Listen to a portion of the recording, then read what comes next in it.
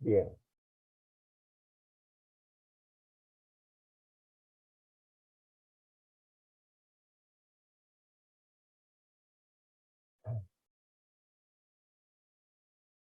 El tema de hoy día es rotura prematura de membrana.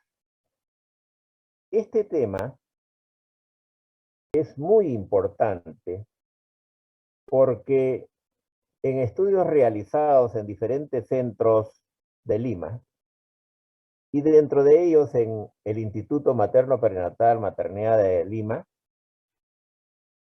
se ha encontrado que la principal causa de morbilidad materna neonatal es el RPM, la ruptura prematura de membrana. Está a la cabeza, muy lejos a la cabeza de todos los problemas obstétricos que llegan a constituir rotura prematura de membranas y en la complicación, la corioamnionitis. Entonces, miren ustedes la importancia que tiene este tema, porque constituye uno de los aspectos más importantes en el campo de la obstetricia. Vamos a desarrollar el día de hoy en nuestra agenda, en primer lugar, el marco conceptual, la frecuencia, los factores de riesgo, la fisiopatología, la clasificación, el diagnóstico, el manejo, el tratamiento, las complicaciones y terminamos con prevención y promoción.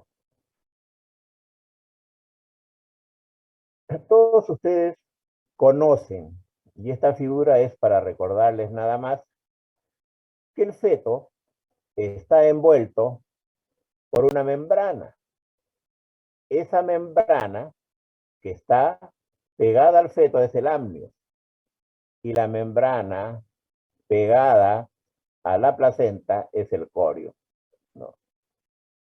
En esta misma lámina ustedes pueden observar cómo en la parte inferior del útero, a nivel del cuello, hay una zona de menor resistencia para la fuerza que imprime las membranas ovulares.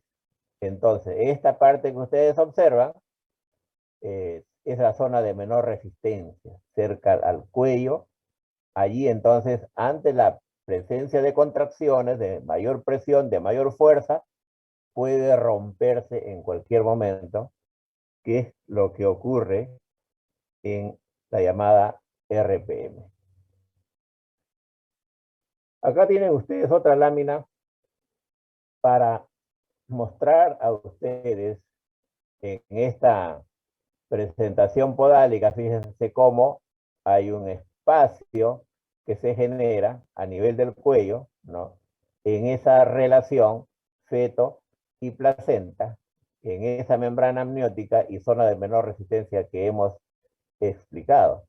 Y acá en esta otra lámina pueden ver ustedes cómo se rompe la membrana y entonces empieza a caer el líquido amniótico. Y saben ustedes que el líquido amniótico cumple un rol fundamental en la fisiología obstétrica. De tal manera que esta ruptura puede ser acá en esta parte, cerca al cervix, y le llamamos rotura baja, o también puede ser en algunas ocasiones una rotura en un espacio más alto, y se llaman roturas altas.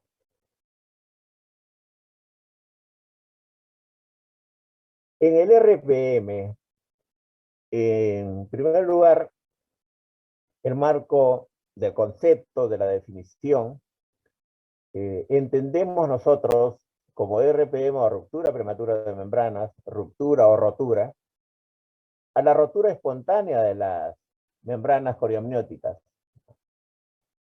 producida antes del inicio de trabajo de parto, en una gestación eh, que puede llegar hasta las 22, después de las 22 semanas, que puede ser después de las 22 semanas.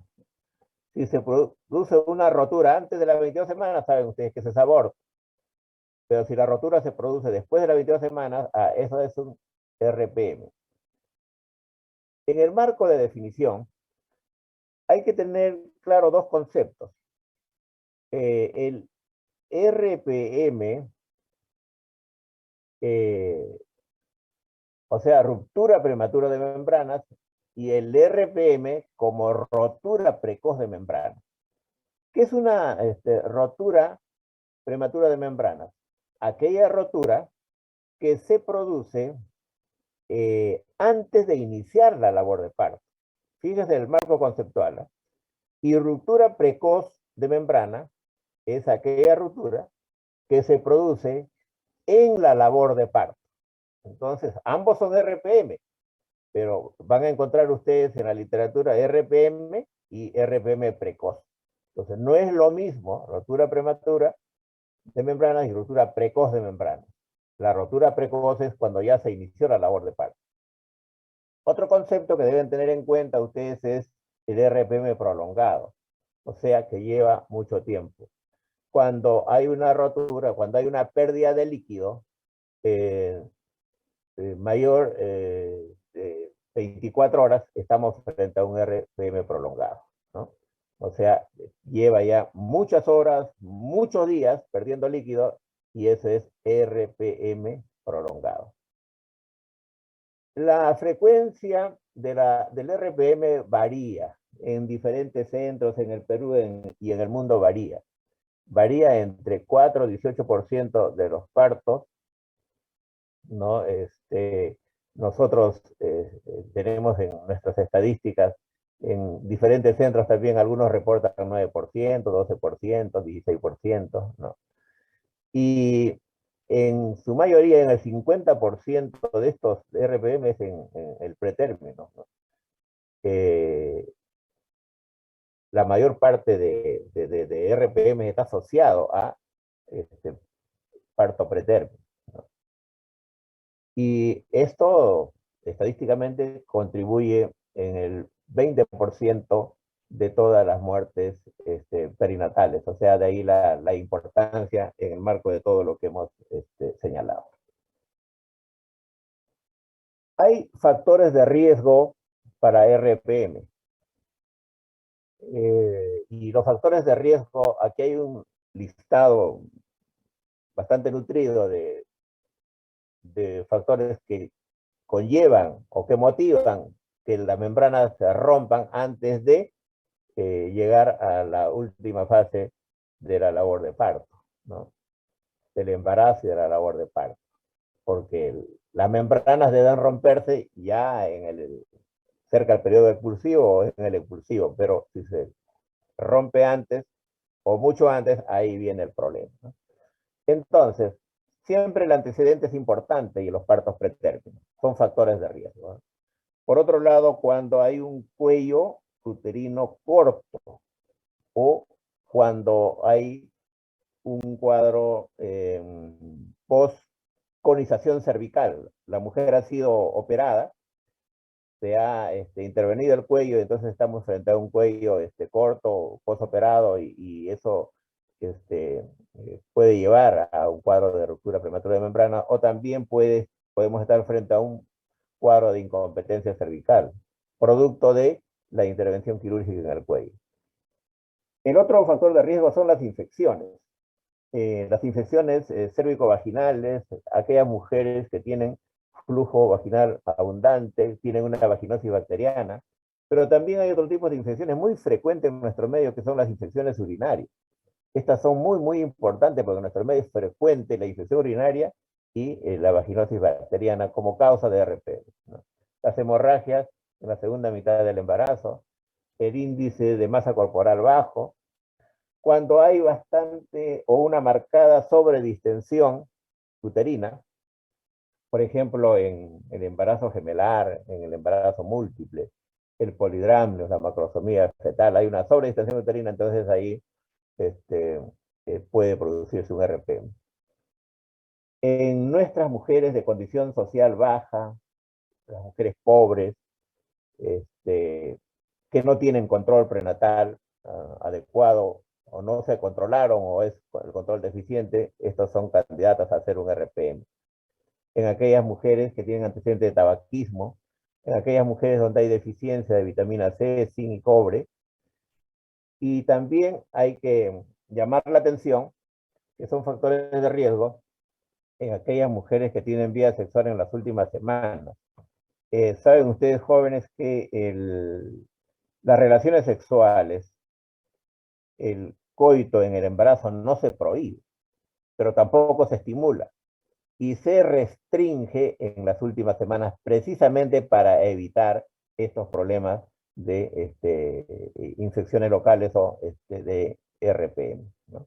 Entonces, cuando usted le pregunte si puede, la gestante, si puede tener relaciones, no se prohíbe, pero si hay amenaza de aborto o estamos al final de la gestación ya, sí hay que restringirla para que no haya este problema. Y algo que en la práctica obstétrica se agrega y se presenta con mucha frecuencia es las iatrogenias que hacemos nosotros en los centros obstétricos, sobre todo en los lugares donde hay centros que hacen mucha labor académica, de prácticas de estudiantes, internos, eh, residentes, se hace uso y abuso del tacto vaginal. Y entonces esto puede llevar a un cuadro de RP. El tacto vaginal no debe ser un procedimiento, una práctica frecuente durante la labor de parto. Se maneja la clínica, se interpreta la clínica en la labor de parto, pero no se está a cada rato metiendo la mano o haciendo un examen, porque podrían ustedes eh, a través de esto llevar a un cuadro de ruptura prematura de membrana. Desde el punto de vista fisiopatológico, acá tienen ustedes un cuadro para poder entender que esta membrana, ¿no? Esta membrana de protección se debilita y se rompe. El amnio, o sea, la parte de la membrana pegada al feto, tiene una estructura, una membrana basal, una capa compacta y una capa fibroblástica, ¿no? Y luego tiene en el corion la capa reticular, la membrana basal y el trofoblasto. Miren ustedes, tiene toda esta estructura y eh, en su composición está el colágeno. Está el colágeno. Y ustedes van a ver en esa composición también la fibronectina. La fibronectina es una proteína que ayuda a mantener el saco amniótico adherido al revestimiento del útero. Perdón.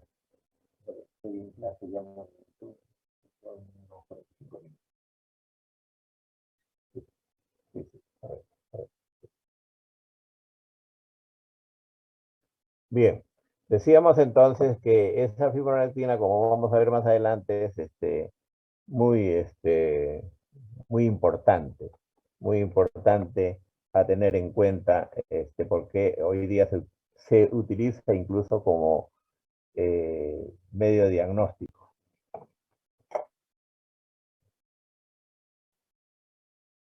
En la misma idea de explicar la fisiopatología del RPM,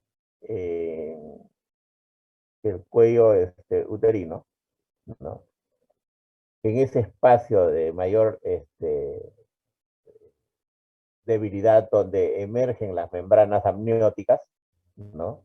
Porque el cuello puede estar cerrado, pero a veces está entreabierto y se ve o se tactan las membranas amnióticas. Es una zona de menor resistencia que como está hacia la parte inferior, las fuerzas, las contracciones vienen de arriba hacia abajo y entonces es posible, si hay algunos factores que están condicionando la debilidad de la membrana, que ahí se rompe. Entonces hay un debilitamiento fisiológico de las membranas ovulares por su estructura anatómica y por el rol fisiológico que se cumple ahí.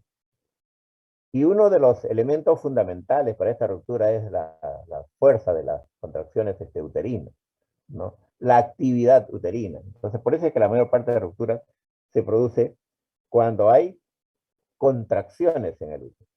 Las contracciones uterinas están, que es la actividad uterina, está presente durante todo el curso de la gestación. Lo que pasa es que no se percibe o son débiles.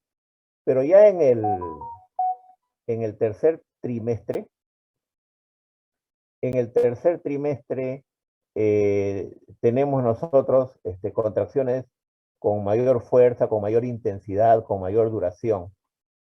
Y estas contracciones, al ser persistentes o al ser de mayor intensidad, generan la ruptura de las membranas ovulares, ¿no?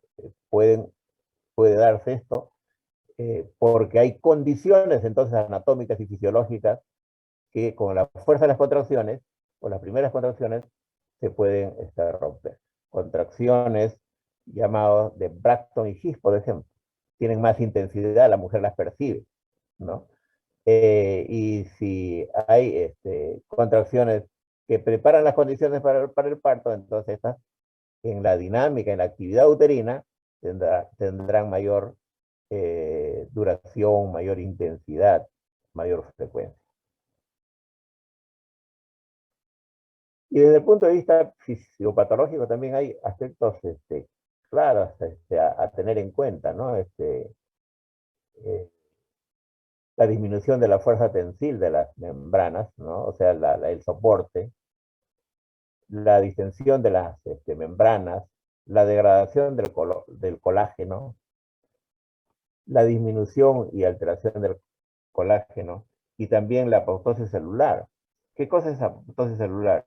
Como ustedes saben, apoptosis, muerte celular programada, tiene lugar en las primeras etapas del desarrollo eh, para eliminar las células innecesarias. Y también acá hay que tener en cuenta la irritabilidad uterina y hay que tener en cuenta la producción de prostaglandinas que se da en esta etapa, preparando las condiciones para lo que es el final de la gestación y luego el inicio de la labor de parto.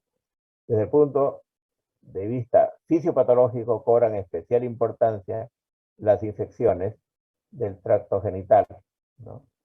Eh, eh, por la producción de diferentes enzimas que pueden debilitar estas membranas amnióticas o las bolsas de las aguas. ¿Cómo se clasifica el RPM?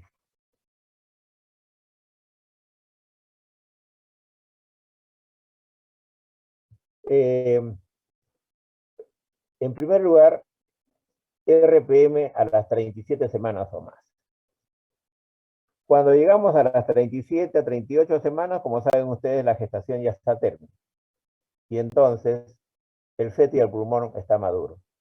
Si en esta etapa se produce la ruptura de las membranas, no va a ocurrir nada porque nos adelantaremos unos días, pero vamos a buscar que se termine la gestación.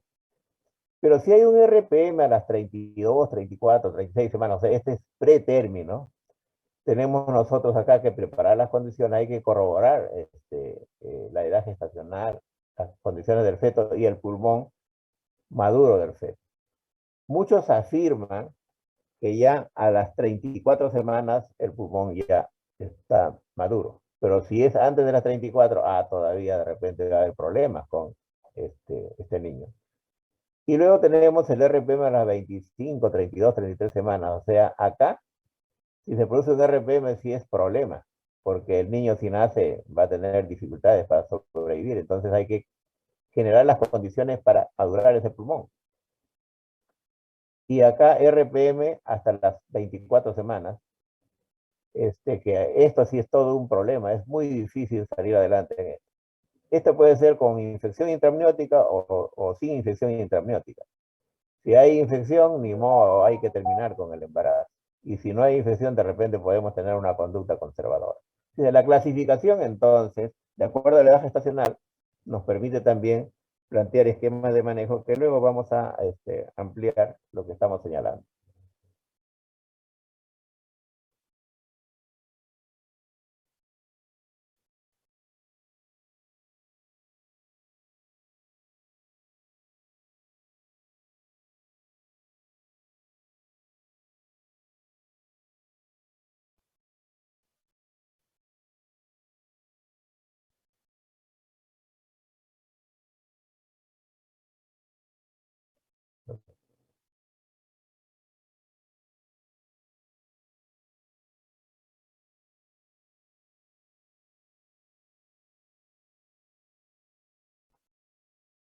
Pasa que no está avanzando.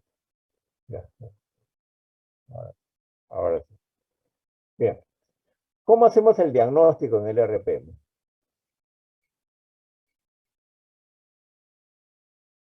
Para hacer el diagnóstico, nosotros tenemos que basarnos en la constatación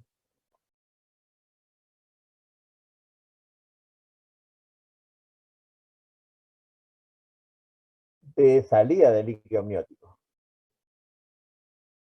antes que se haya iniciado la labor de parto, hablando de ruptura prematura de membrana. O sea, la base del diagnóstico es observar la salida, ¿no? Y para observar, lo podemos hacer la paciente en decúbito dorsal, invitamos a que puje y vemos nosotros que emerge a través de los genitales el líquido amniótico. Pero en otras ocasiones, si no lo observamos, colocamos el espéculo y tras una maniobra de Valsalva, que significa que la paciente debe pujar, observamos nosotros con el espéculo la emergencia o la salida a través del cuello del líquido amniótico. O sea, es bastante sencillo. O lo observamos directamente o colocamos un espéculo y observamos la salida a través del cuello, ¿no? En un porcentaje que puede llegar hasta el 20 o 30%, dependiendo también de la experiencia de quien está atendiendo el caso, pueden haber dudas. No hay la evidencia de que se observe el líquido amniótico. Pero por otro lado, hay momentos en que pierde líquido y hay momentos que la mujer ya no pierde líquido. Sobre todo cuando hay rupturas cuando son un poco altas, ¿no? Entonces, puede haber confusión, ¿no? O puede tratarse de una hidrorrea en vagina durante la exploración física, ¿no? O también la zona puede estar contaminada y hay confusión. Entonces, eh, puede confundirse el líquido amniótico con la presencia de secreciones cervicales, la presencia de semen, sangre u orina. Pero un dato importante a que tengan ustedes en cuenta en la clínica es que la paciente va a referir una pérdida brusca de líquido. Doctor le va a decir, doctor o doctora, estaba caminando y de repente bruscamente me cayó un líquido que me mojó las piernas, que me chorreó las piernas. Y entonces cuando ustedes se examinan pueden constatar que efectivamente está mojada la cara interna del muslo, ¿no? Pero además la paciente les va a decir que ese líquido tiene un olor a lejía, ¿no? Entonces esos datos en la anamnesis complementarios son importantes para que ustedes tengan, tengan la evidencia de si es o no es líquido amniótico.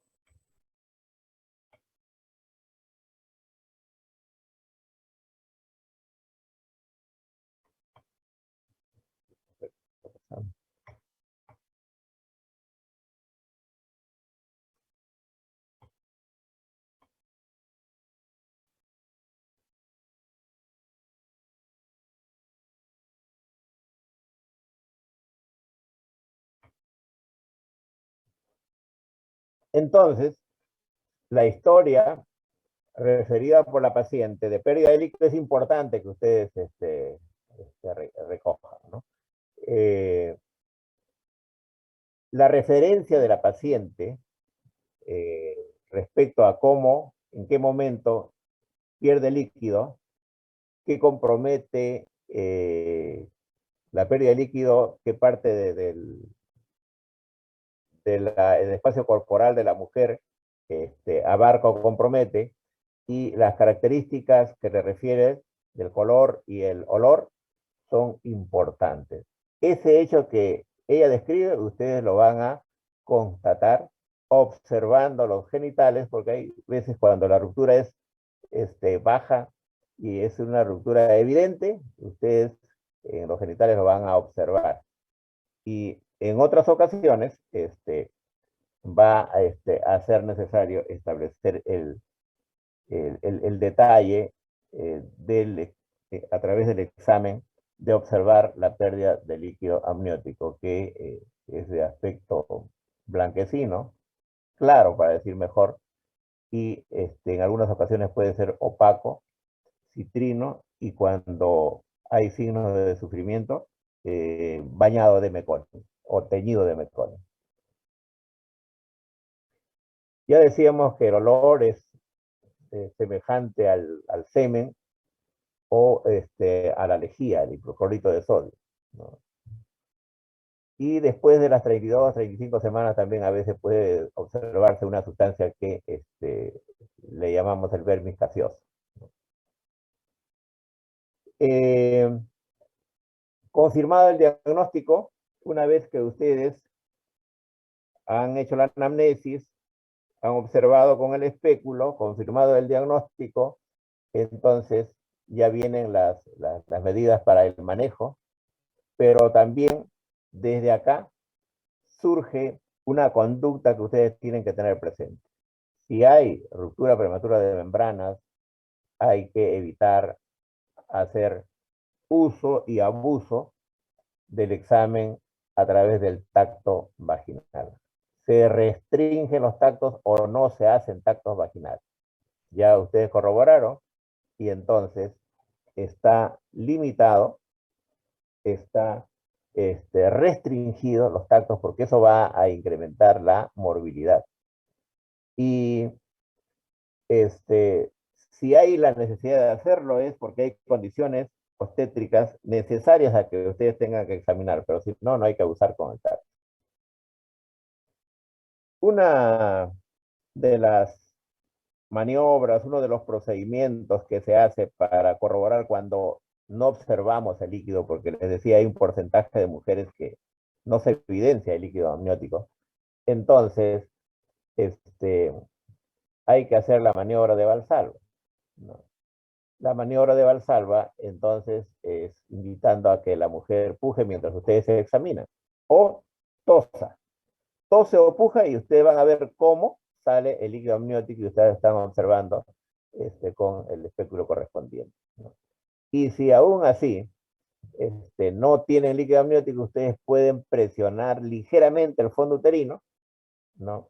Para poder obtener líquido amniótico, que inicialmente les permite a ustedes corroborar el diagnóstico, pero también hay circunstancias que se necesita líquido para hacer estudios, como hacer las pruebas de maduración fetal, cultivo de secreción cervical, para hacer entonces pruebas complementarias. Otra maniobra en la clínica que se efectúa para corroborar el diagnóstico es la maniobra de Tarnier. La maniobra de Tarnier, creo que ustedes lo pueden observar acá mejor. Miren, ¿no? La maniobra consiste en elevar la presentación por vía abdominal. Se miran acá en esta figura cómo van ambas manos por arriba del pubis y con eso levanto la cabeza. Levanto la cabeza fetal y entonces se emerge líquido, sale líquido a través del orificio cervical. Y si estamos con espéculo, entonces vamos a observar con mucha claridad la salida del líquido amniótico, ¿no? Si nosotros aún con esto seguimos con duda, hay otras pruebas confirmatorias de si es líquido amniótico lo que sale, si se ha roto la bolsa de las aguas o las membranas. Y una de las pruebas que utilizamos es el test de la nitracina, ¿no? Utilizamos un hisopo de algodón estéril, tomamos muestra de líquido amniótico del fondo de saco y tenemos nosotros un papel que va, que es el papel de nitracina, que va a virar del color inicial al color azul, demostrando que hay un pH alcalino, ¿no? Entonces, esta prueba se utiliza en los centros también para corroborar el diagnóstico de RPM, el test de la nitracina, ¿no? Acá tienen el preparado y ven ustedes cómo el color vira a azul y entonces confirmando de que es líquido amniótico lo que está emergiendo a través del cuello. Es bastante simple y lo tienen los centros hospitalarios. Pero hay otra prueba confirmatoria también, que es el test de Fer, ¿no? Que también se toma muestra de líquido amniótico en el fondo del saco posterior, se coloca un portaobjetos y se extiende, se deja secar al aire, ¿no? Se extiende en el portaobjetos la secreción y se deja secar al aire. Y luego se observa en el, se observa en el microscopio que se han formado como si fueran unas hojas de helecho al secarse, ¿no? Entonces, a veces pueden haber confusiones o pueden haber falsos positivos, pero en otras ocasiones nos da buen resultado y corrobora que esto es líquido amniótico. Así se ve como unas hojas de helecho, ¿no? En la lámina portaobjetos. Es una prueba que también se usa en la prueba de Fer. Y tienen otra prueba que es el Agnisur Test, que es una prueba altamente precisa, ¿no? Mide la microglobulina 1 alfa placentaria y está presente en niveles altos del líquido amniótico, ¿no? No se afecta con la presencia de sangre o infección. Entonces, se investiga esta proteína y esta prueba, si bien es cierto que la literatura lo describe, los centros generalmente no tienen esta prueba, pero por fines académicos ustedes deben saberlo. Es otra prueba altamente sensible, ¿no? Que se puede tener en cuenta para hacer el diagnóstico en los diferentes centros de investigación o centros hospitalarios obstétricos de mayor desarrollo. Pero si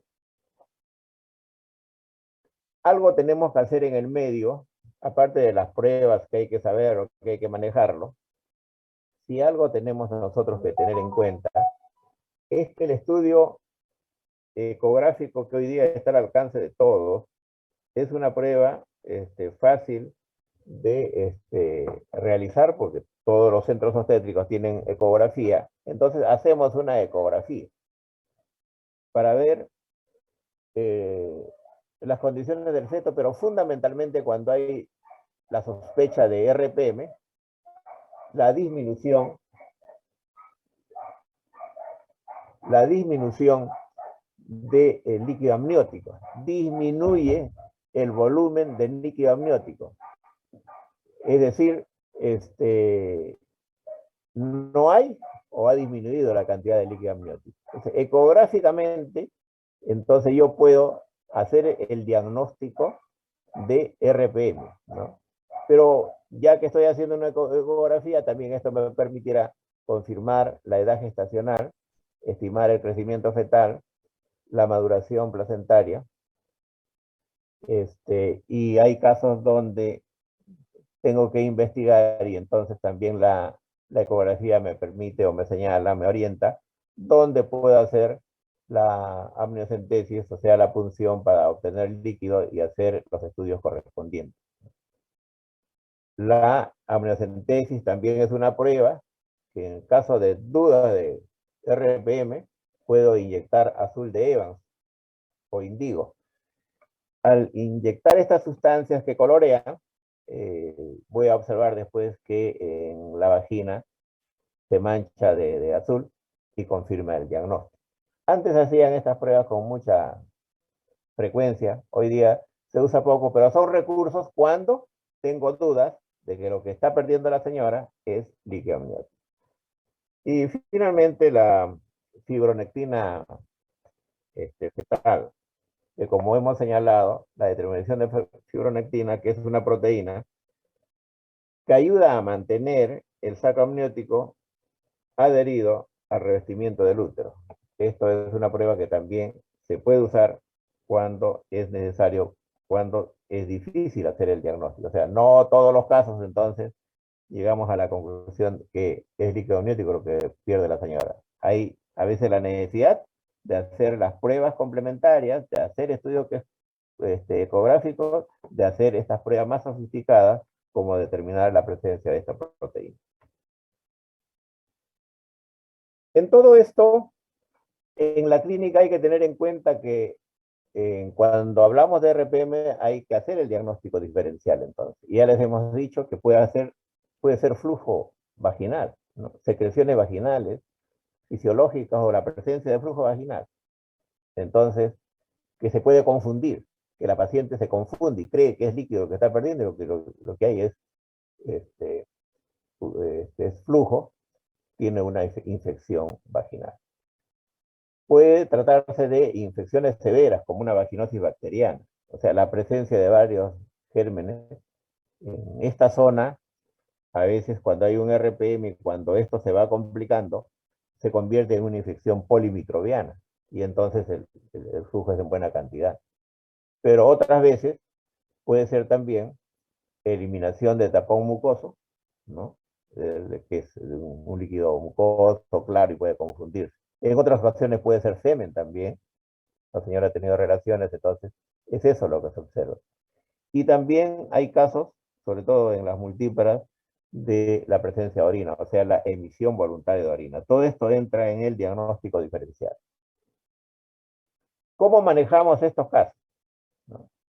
¿Cómo manejamos el RPM? ¿No? Entonces, cuando hay RPM, hay que hospitalizar a la paciente y someterla a reposo, ¿no?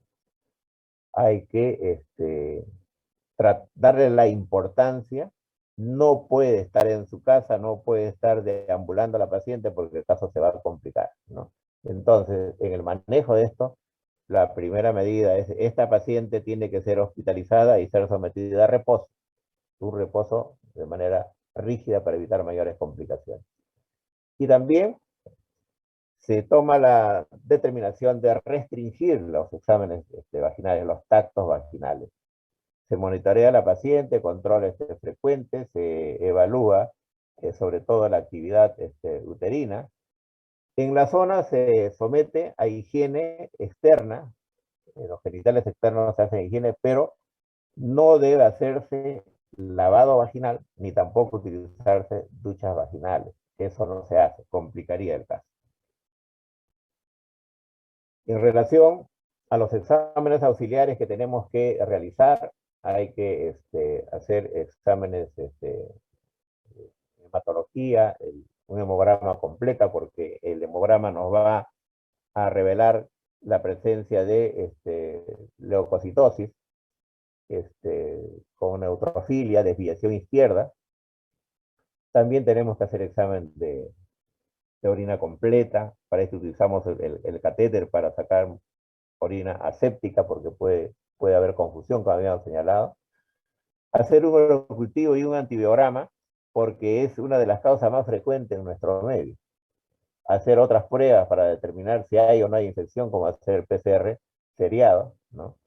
Es decir, exámenes auxiliares complementarios para evaluar las condiciones de la gestante y para establecer parámetros de manejo.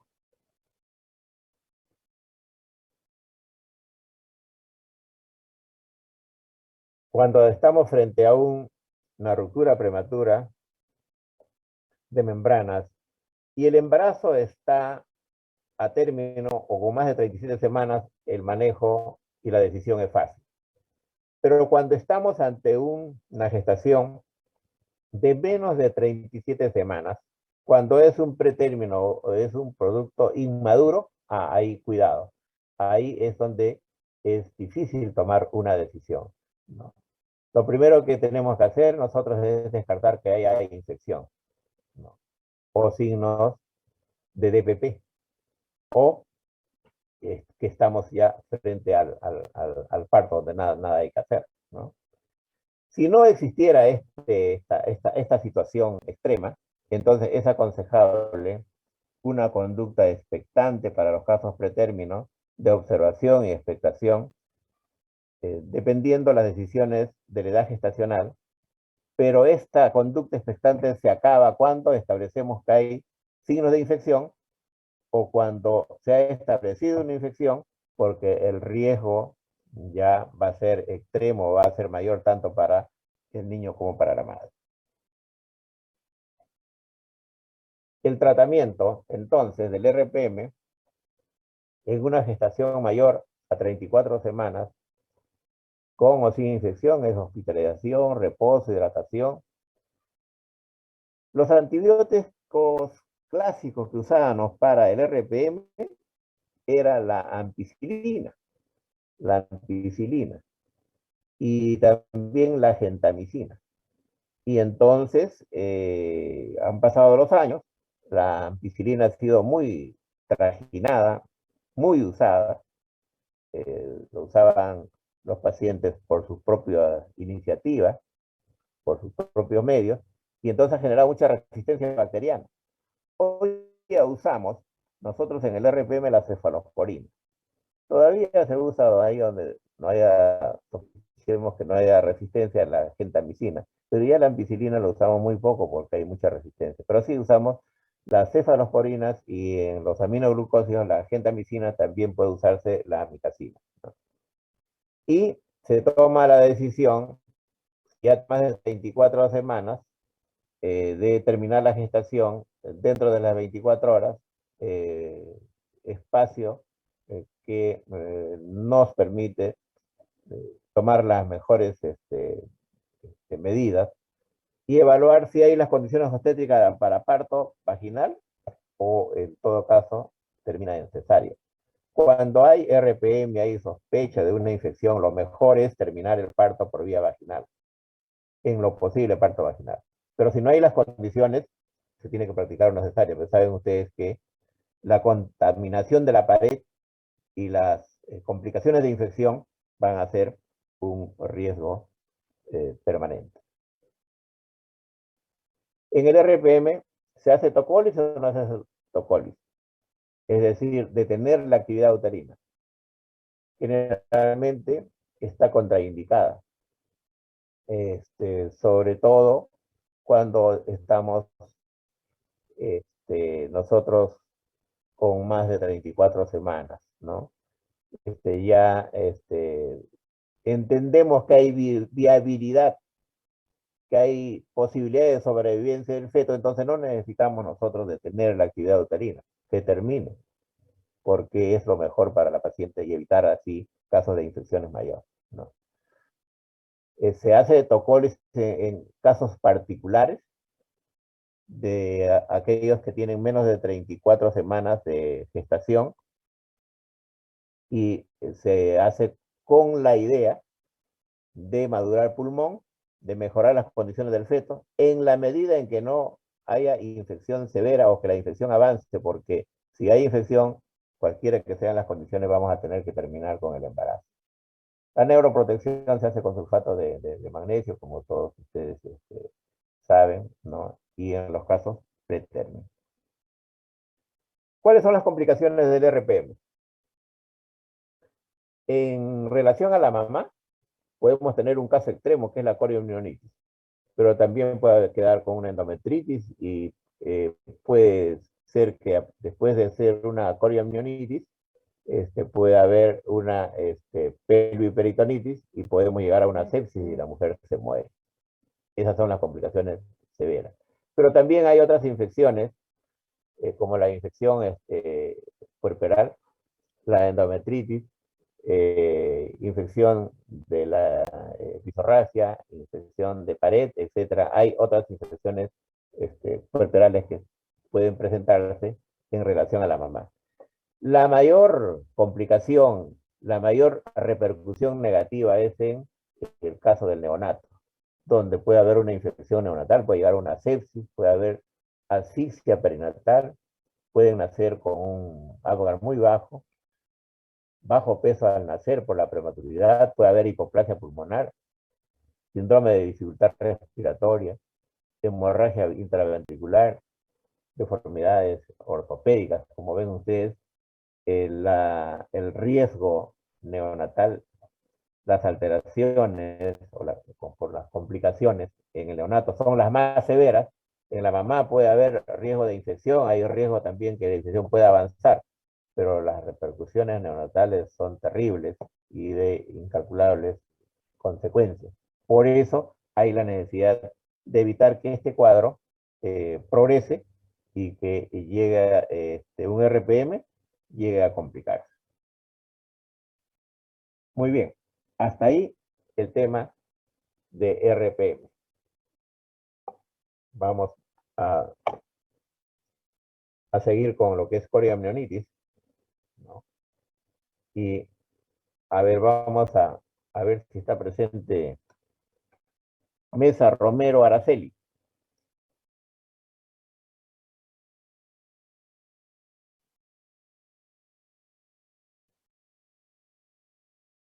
Mesa Romero Araceli, perdón. No está. Roy Ruiz Alfredo. Roy Sí, Ruiz Alfredo. sí, doctor, presente. ¿Presente? Sí.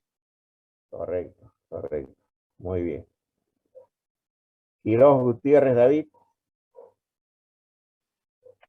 Presente, doctor. Muy bien. Yufra Loaiza Cristian.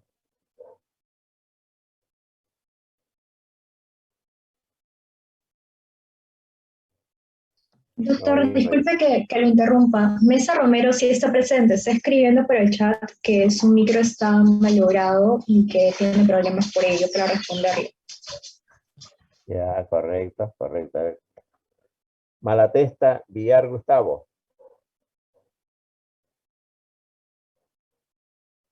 Malatesta.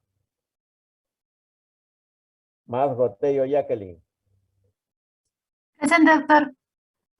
Muy bien. Zabaleta Merino Daniel. Zabaleta Merino Daniel.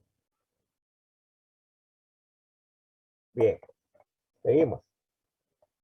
Seguimos.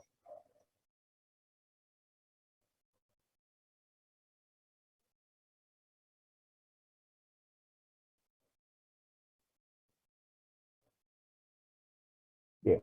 La coriomionitis, que es el otro tema que nos toca desarrollar, desde el punto de vista conceptual, es la infección inespecífica de la cavidad amniótica y sus anexos. Eventualmente se infecta el feto, ¿no? O sea, no solamente es la infección de las membranas del líquido, sino también hay infección en el feto, ¿no? En una gestación mayor de 22 semanas, ¿no? Una coriamnionitis, o sea, una infección, ocurre con membranas rotas, pero también puede ocurrir con membranas íntegras.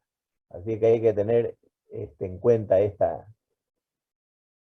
este elemento en el marco conceptual. No necesariamente para que haya coriamnionitis tiene que estar la membrana rota, puede darse también con membranas íntegras. ¿Cuál es la causa? Es una infección polimicrobiana, porque pueden estar presentes gérmenes aeróbicos y anaeróbicos, ¿no? Puede haber varios gérmenes presentes acá. Y se ha aislado cuando se han hecho estudios bacteriológicos, la Escherichia coli, el estreptococo grupo B, bacteroides, y últimamente se describe la presencia de anaerobios como el Mycoplasma hominis y también la Clamidia trachomatis. Anaerobios como por ejemplo el Clostridium welch, que cuando está presente es terrible. Una infección por Clostridium welch se lleva en cortísimo tiempo a la paciente, ¿no? Entonces, los gérmenes pueden ser gram positivos, gram negativos, pueden ser gérmenes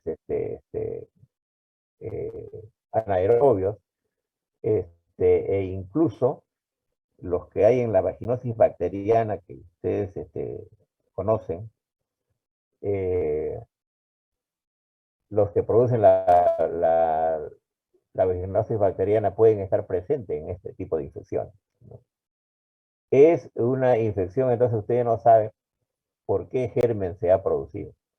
Y hay algunos que pueden ser muy, muy agresivos, dependiendo también del factor terreno, o sea, las condiciones generales de la paciente, y dependiendo también estas infecciones, la vía que aborde. Todo esto hay que tener en cuenta, pero que quede claro que no hay un solo germen, a veces se asocian, y que lo ideal sería para esto hacer un estudio bacteriológico, ¿no? Identificar el germen, pero a veces no hay las condiciones para hacerlo, o en todo caso pasa el tiempo y no es posible identificar el germen, y entonces el tratamiento que vamos a hacer lo hacemos en orden de frecuencia antes que la identificación del germen, que sería lo correcto, que sería lo ideal. También hay que tener en cuenta que sobre corionitis, esta es una patología propia del embarazo, que el compromiso, la inflamación o infección es tanto del corio, del amnios y la placenta, y que esto incrementa la mortalidad materna y neonatal. Fíjense ustedes acá, en este gráfico, cómo está la infección. En primer lugar, el líquido amniótico está infectado, no está en la presencia de gérmenes. Esta gráfica para mostrar a ustedes, ¿no? La infección fue por vía ascendente, miren. Los gérmenes provienen de vagina, ingresan a veces del medio externo, ingresan por vagina, atraviesan el cuello y comprometen toda la cavidad amniótica, contaminando el líquido amniótico. Contaminan también las membranas que cubren, y contaminan también el feto y la placenta. O sea, es una infección que compromete todas estas estructuras. Desde el punto de vista epidemiológico, se describe un 1 a 2% de todos los embarazos, siendo frecuente o más frecuente en los partos prematuros. Y desde el punto de vista fisiopatológico, se describe la vía ascendente, la vía hematógena y la vía transparietal. La ascendente es la más frecuente, o sea, se comunica el medio externo con la vagina, el cuello, y sigue, ¿no? La cavidad amniótica, y sigue ascendiendo, llega a las trompas y puede llegar al peritoneo. Esta es la vía ascendente. Vía hematógena en algunas condiciones, o transplacentaria, ¿no? Hay determinadas condiciones de una infección en la madre, y entonces llega a través de la vía hematógena a comprometer el producto envuelto en la cavidad amniótica, ¿no? Y la vía transparietal es otra de las vías, ¿no?, que se puede presentar, y que permite el compromiso y ascenso de gérmenes, ¿no?, por la vecindad correspondiente. Hay también otras vías que se describen acá, ¿no? Hay vías, por ejemplo, donde la paciente tiene una infección peritoneal, ¿no? Y entonces, a través de las trompas, va a llegar a comprometer el feto, ¿no? O sea, hay una infección de otro tipo. De tal manera que todas estas vías pueden permitir que avance la infección, que asiente la infección a nivel del útero, la cavidad uterina y su contenido, y que ese foco infeccioso sea tan severo que va a dañar el feto, pero también va a dañar o puede comprometer la vida de la madre, ¿no? Fíjense ustedes, hay circunstancias en las que se dice acá no queda más que sacar todo, porque si queremos salvar la vida de la madre hay que sacar todo, incluyendo el producto y incluyendo el útero. A esas circunstancias se puede llegar en estos casos, ¿no?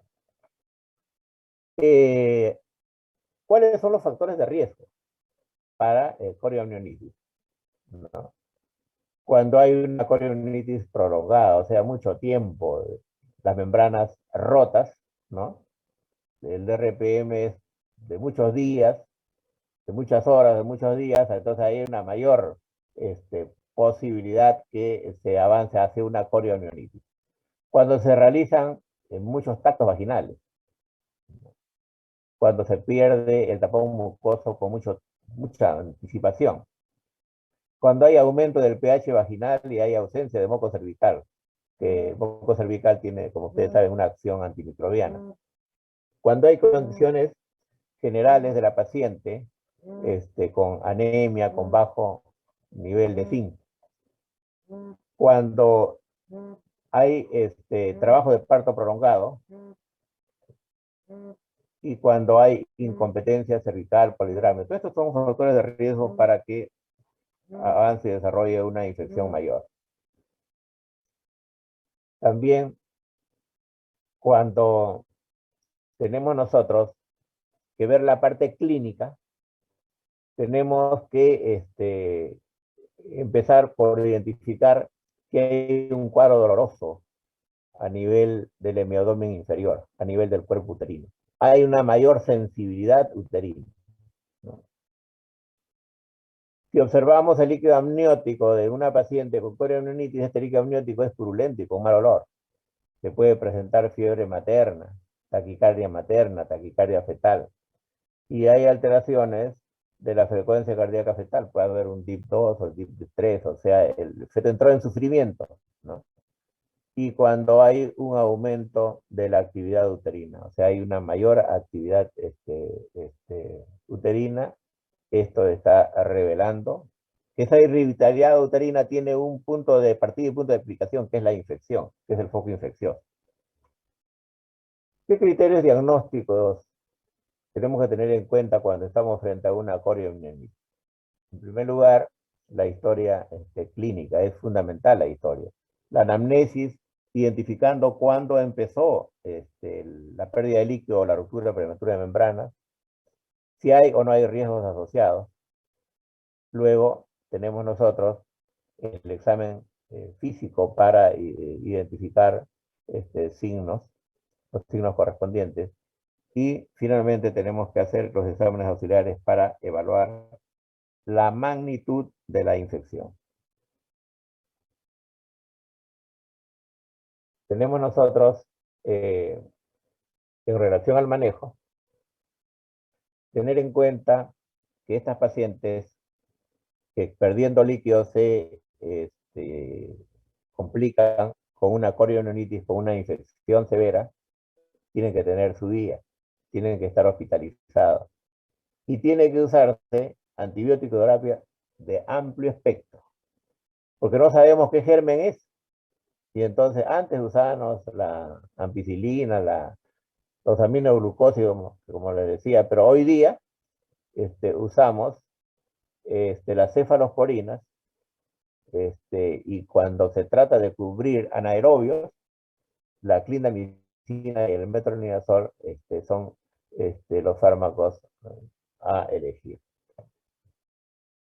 El tercer punto a tener en cuenta es la culminación de la gestación. Cuando es menos de 26 semanas, este producto no tiene alternativa de sobrevida, entonces hay que buscar parto vaginal. De 26 a 32 semanas se usan corticoides para madurar pulmón, para mejorar las condiciones del bebé y luego puede hacerse cesárea. En las 32, entre los 32 a 34 semanas también se madura pulmón, se puede inducir el parto para tener por vía vaginal o cesárea si hay otras condiciones obstétricas. Y cuando hay una gestación de más de 34 semanas, buscamos el parto vaginal dentro de las 6 primeras horas. Si no progresa y hay otras condiciones obstétricas, hay que determinar esto por cesárea. Lo ideal, como todos ustedes saben, sería en los casos de RPM y cuadros de infección que terminen por parto vaginal, pero siempre estamos pensando también en qué momento protegemos al producto, en qué momento evitamos que haya un daño menor o en qué momento ya no perdemos tiempo para que la infección nos gane, porque estas infecciones son severas. Luego de terminada la gestación hay que seguir con antibióticos a por lo menos una semana porque siendo infección severa el riesgo va a ser latente, entonces hay que continuar con antibióticos hasta controlar totalmente la infección. Este es un resumen, este cuadro es un resumen de algunos parámetros a tener en cuenta desde el punto de vista clínico y desde el punto de vista laboratorio, ¿no? De laboratorio. Desde el punto de vista clínico, cuando hay una temperatura mayor a 38 grados, ¿no? Fiebre. Cuando hay un pulso mayor de 100. Cuando hay un útero irritable, se contrae. Cuando hay una hipersensibilidad uterina, es decir, cuadro doloroso a nivel del útero, y cuando hay flujo vaginal de olor fétido. En el laboratorio, cuando hacemos nosotros los exámenes, ¿qué esperamos encontrar? Leucocitosis mayor de 12.000 con desviación izquierda o leucopenia, una velocidad aumentada, velocidad de sedimentación aumentada, un PCR mayor de 2 miligramos. Esto del PCR se hace prácticamente todos los días. Cuando hay un caso de coriamnionitis, cuando hay un caso de una infección, todos los días se hace hemograma y PCR, ¿no? Hay que controlar a diario, porque si la infección va avanzando, hay que terminar con la gestación y a veces hay que ser muy radical en todo esto, ¿no? Si hay la posibilidad de ese cultivo de líquido amniótico, sería excelente. No siempre existe esto, ¿no? Y cuando hay DIP 2, DIP 3, es decir, el monitoreo nos revela que hay alteración de los test que estamos haciendo, esto nos sirve también para evaluar la magnitud de la infección y terminar con la gestación. ¿Qué conductas, qué medidas, entonces, a manera de resumen, tenemos que asumir en los casos de coriamnionitis? La paciente tiene que ser hospitalizada y tener una buena vía, ¿no? Vena permeable, usar líquidos y medicamentos por vía endovenosa. Para eso nos sirve la vía, ¿no? Paciente hospitalizada. Hay que hidratar a la paciente, hay que controlar la diuresis, los signos vitales y hay que evaluar las condiciones de sepsis o no sepsis, ¿no? Si la infección es persistente, se nos está complicando el cuadro, hay que ser radical. Ya no importa a veces el producto, importa la mamá, por la gravedad del caso, si no podríamos perder ambos. Y administrar antibióticos combinados. Antes decíamos era la ampicilina, ahora usamos la cefalosporina, ¿no? El tratamiento antibiótico es agresivo y es inmediatamente de hecho el diagnóstico, ¿no? El tratamiento antibiótico disminuye el riesgo de sepsis neonatal tardía. El tratamiento antibiótico básicamente va a tener una cobertura que va dirigida hacia la madre, pero es más difícil controlar la infección en el neonato, ¿no? Entonces, el uso de antibióticos lleva básicamente a proteger a ambos, pero de manera particular evitar infecciones severas, daño irreversible en el recién nacido. Se procurará que la terminación del embarazo sea por vía vaginal, pero hay casos en que desde el punto de vista de la evaluación obstétrica no hay las condiciones y va a terminar por cesárea. Aún existe riesgo de contaminación de la pared o de infecciones persistentes. Otra de las medidas a tomar y tener en cuenta en estos casos es evitar la fiebre intraparto. Deben saber ustedes que cada vez que en la gestante haya hipertermia, haya temperatura mayor de 38,5, el feto sufre, entra en sufrimiento, se daña o puede producirse la muerte intraútero. Entonces, por eso es que hay que evitar la fiebre y hay que iniciar tratamiento temprano, tratamiento agresivo, tratamiento amplio.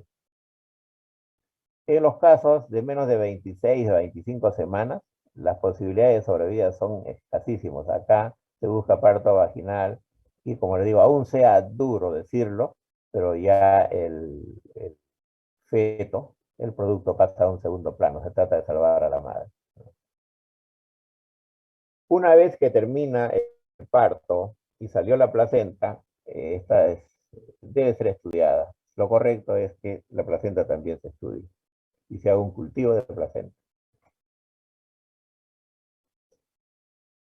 ¿Cuál es el pronóstico en los casos de coriamnionitis?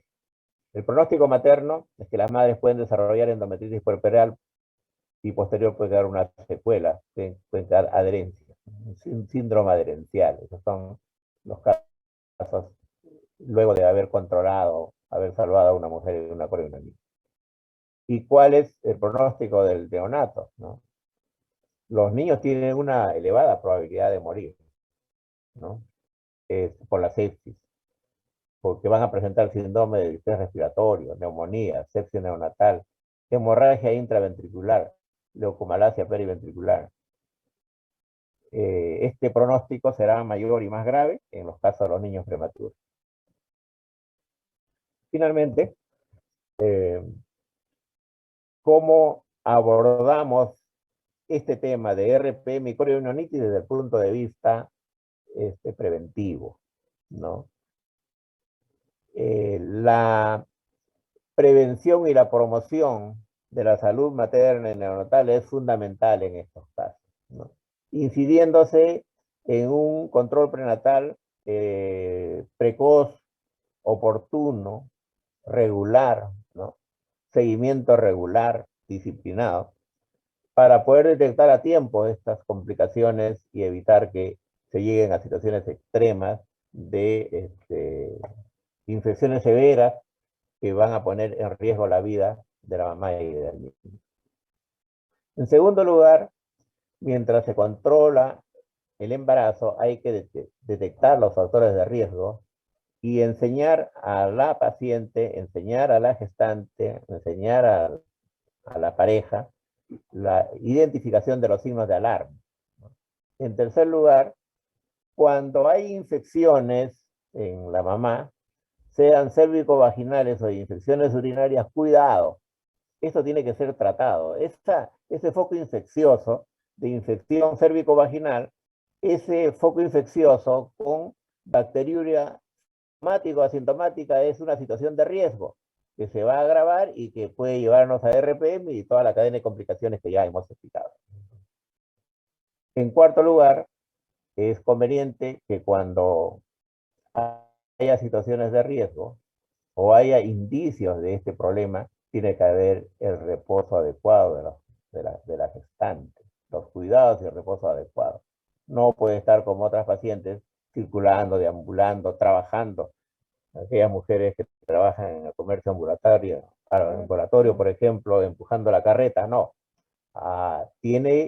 Necesita hacer reposo para que no se rompa la bolsa de las aguas y inicie la cadena de complicaciones. En quinto lugar, lo que decíamos, en el seguimiento del embarazo y en la atención del preparto y el parto, a veces estamos tentados en hacer exámenes a cada rato. Los tactos vaginales repetidos, no. Se maneja más la clínica y solo cuando es necesario, con las medidas de asepsia correspondientes, se hacen los tactos. El uso y abuso del tacto vaginal puede llevar a RPM. Y finalmente, mencionamos acá que el manejo adecuado de la incompetencia cervical es importante. Cuando hay operaciones en el cuello es un factor de riesgo muy, muy elevado para que lleguemos a un RPM. En ese caso, hay técnicas para evitar que se abra el cuello, que se rompa la bolsa de las aguas, y debe ser manejado como caso de alto riesgo, muy cerca por el ginecólogo obstetra, para que no pierda líquido primero avance una infección y finalmente se pierda el producto. Entonces, las medidas preventivas son fundamentales. Las medidas de difusión, los alcances de promoción de la salud, los alcances en el campo materno, en el campo neonatal, que debemos nosotros difundir, son importantes para el cuidado y el autocuidado durante la gestación. Creo que esa es la última. Sí. Muy bien. Gracias por su atención. De repente, ¿existe alguna pregunta, alguna duda de parte de ustedes?